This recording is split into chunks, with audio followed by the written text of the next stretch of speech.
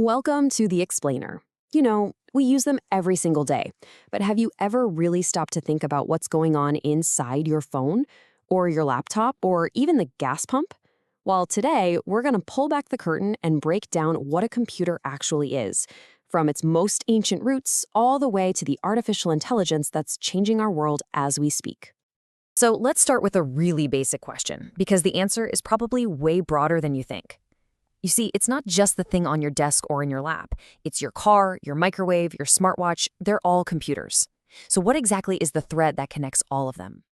All right, here's our game plan. We're going to start with a really simple definition. Then we'll take a quick trip through history to see how we got here.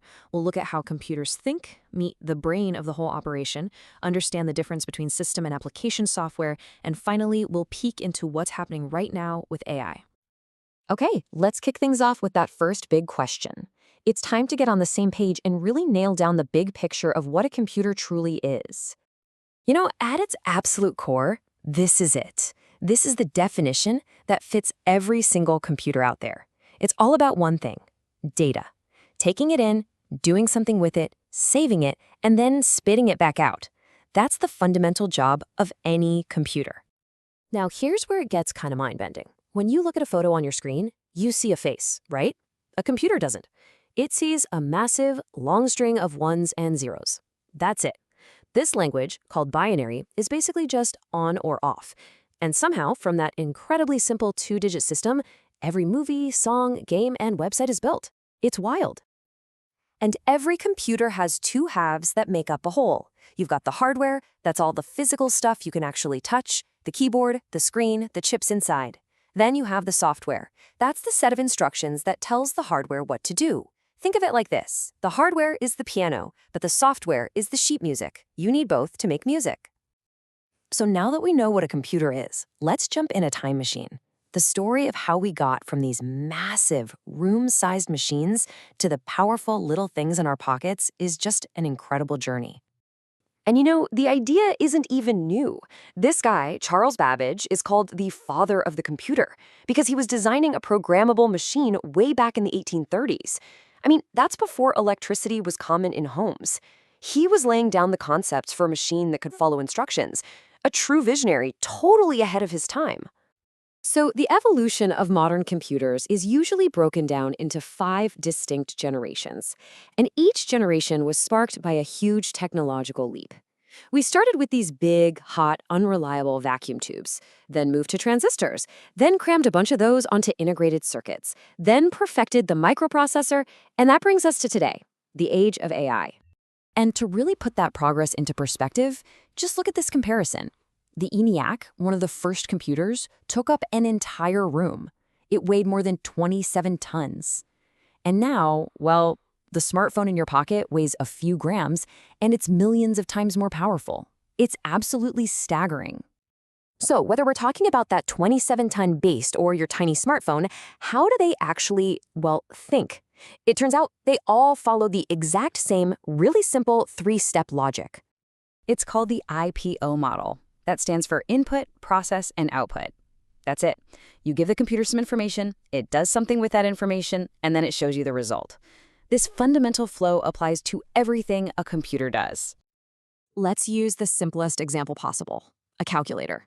When you type 2 plus 2 into your calculator app, you are providing the input. You're giving the computer the raw data it needs to get to work. Next up is the process. This is the magic part. The computer takes those numbers and that plus symbol and actually performs the calculation.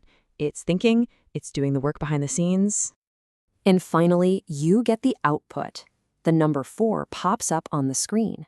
And that simple 3-step dance, input, process, output, is the basic building block for every single task, from calculating a tip to editing a movie to launching a rocket into space. Okay, so we keep talking about that process step, but what's actually doing the processing? Well, let's zoom in a little and meet the most important part of the whole machine. This is the CPU, or Central Processing Unit, and if a computer has a brain, this is it. It's a tiny little chip, but it is the engine that drives everything. Every calculation, every command, every single operation flows through the CPU. It is the undisputed star of the show. And inside the CPU, there are two key players. You've got the control unit, which is like a traffic hub, directing the flow of all the data and making sure instructions get to the right place. And then you have the arithmetic logic unit, or ALU. That's the calculator, the part that does all the math and makes all the logical comparisons. They work together as a team to get everything done. All right, so we have the physical hardware, and we have its brain, the CPU. But all of that is useless without instructions. A brain with no thoughts is just a lump of silicone. This is where software comes in. It's the set of instructions that brings the hardware to life. And software really comes in two main flavors. First, you have system software. This is the manager, the foundation. Think Windows or Mac OS or Android. It manages all the computer's basic resources. Then, on top of that, you have application software. These are the tools you actually use to get things done, like your web browser, a word processor, or your favorite game. And that journey through hardware and software brings us right back to today, to that fifth generation of computing. And honestly, it's the most exciting time to be alive, because what's happening now feels like it's straight out of science fiction. What really defines our current era is artificial intelligence. For the first time, we're building machines that don't just follow instructions, but can actually learn and make their own decisions. This isn't just about making computers faster, it's about making them smarter. And that is a total game changer for everything. So, from room-sized calculators to pocket-sized brains powered by AI, the journey of the computer has just been this relentless, incredible march forward. We've gone from machines that do math to machines that can learn and create. It really leaves you wondering, what comes next? Where does this road lead?